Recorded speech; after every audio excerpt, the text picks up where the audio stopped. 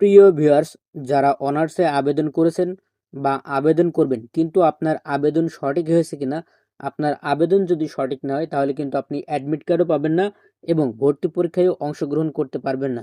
সেজন্য এটি চেক করা খুবই জরুরি। চলেন আপনাদেরকে আজকে চেক করা শিখিয়ে দিই। এজন্য অবশ্যই আপনার মোবাইলে ইন্টারনেট থাকতে হবে এবং ইন্টারনেট ব্রাউজারও থাকতে হবে। আপনি আপনার মোবাইলের যে কোনো ইন্টারনেট ব্রাউজারের সার্চ বক্সে গিয়ে লিখবেন NU NU admission NU admission লিখে আপনি সার্চ দিবেন। সার্চ দেওয়ার সাথে সাথে আপনাদের সামনে এমন একটি ইন্টারফেস চলে আসবে। প্রথমে যে লিঙ্কটি চলে এসেছে সেটি হচ্ছে জাতীয় বিশ্ববিদ্যালয়ের অফিসিয়াল ওয়েবসাইট। চলেন আমরা সেখানে গিয়ে ক্লিক করি। ক্লিক করার সাথে সাথে আপনাদের সামনে এমন একটি পেজ নিয়ে আসবে।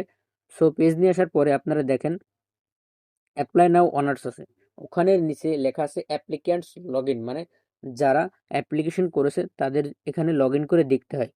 সো আপনাদের সামনে এমন একটি পেজ চলে আসবে। পেজ আসার সাথে সাথে আপনারা অ্যাপ্লিকেশন আইডি দেখতে পারবেন। ওই অ্যাপ্লিকেশন আইডিটি হচ্ছে আপনারা যারা প্রাথমিক আবেদন করেছেন, প্রাথমিক আবেদন করার পরে আপনাদের একটি কপি দিয়েছে, সেই কপিতে স্টুডেন্ট কপিতে রয়েছে দেখবেন অ্যাডমিশন রোল 7 ডিজিটের, সেটা হচ্ছে আপনার অ্যাপ্লিকেশন আইডি। ওখানে অ্যাপ্লিকেশন আইডি লিখবেন এবং পিন নাম্বারের জায়গায় দেখবেন অ্যাপ্লিকেশন আইডি বা অ্যাডমিশন রোলের নিচে পিন নাম্বার দেওয়া রয়েছে, সেইটা লিখে আপনি লগ ইন অপশনে ক্লিক করবেন। লগ ইন অপশনে ক্লিক করার পর সাথে সাথে আপনাদের সামনে এমন একটি পেজ নিয়ে আসবে।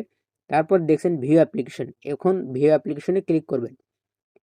ভিউ অ্যাপ্লিকেশনে ক্লিক করার পর আপনাদের সামনে এমন একটি পেজ চলে আসবে। পেজ আসার পর আপনারা নিচে স্ক্রল করে যাবেন, দেখেন স্ট্যাটাস যেটা সেটা কিন্তু রিসিভড লেখা আছে। স্ট্যাটাস যদি আপনার রিসিভড লেখা না থাকে তাহলে কিন্তু আপনার আবেদনটি এখনো সম্পূর্ণ হয়নি, অর্থাৎ আবেদনটি আপনার আংশিক পূর্ণ হয়েছে।